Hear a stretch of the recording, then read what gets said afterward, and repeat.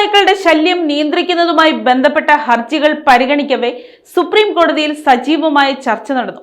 മനുഷ്യരും നായ്ക്കളും തമ്മിലുള്ള സഹവർത്തിത്വത്തിന്റെ പ്രാധാന്യം കോടതിയിൽ ഉയർത്തിക്കാട്ടി മുതിർന്ന അഭിഭാഷകൻ കപിൽ സിബൽ നായ്ക്കളെ കൊല്ലുന്നത് പരിഹാരമല്ലെന്നും അവരെ ക്രൂരമായി നേരിടുന്നതിന് പകരം ശാസ്ത്രീയമായ രീതിയിൽ വന്ധ്യംകരണവും പ്രതിരോധ കുത്തിവയ്പ്പുകളും നടപ്പിലാക്കണമെന്നും അദ്ദേഹം വാദിച്ചു.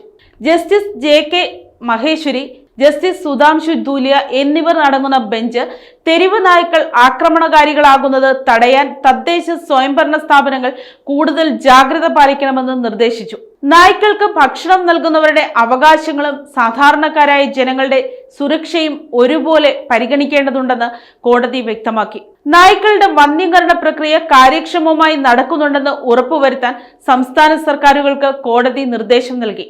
മനുഷ്യജീവന്റെ വിലയും മൃഗങ്ങളോടുള്ള കാരുണ്യവും തമ്മിലുള്ള സന്തുലിതാവസ്ഥ നിലനിർത്തേണ്ടതിന്റെ ആവശ്യകതയാണ് വാദങ്ങളുടെ പ്രധാന കേന്ദ്രം. തെരുവ് നായ്ക്കളുടെ പ്രശ്നം പരിഹരിക്കുന്നതിനായി കേന്ദ്ര സർക്കാർ പുറപ്പെടുവിച്ച അനിമൽ ബർത്ത് കൺട്രോൾ ചട്ടങ്ങൾ കർശനമായി പാലിക്കണമെന്ന് കോടതി നിർദ്ദേശിച്ചു.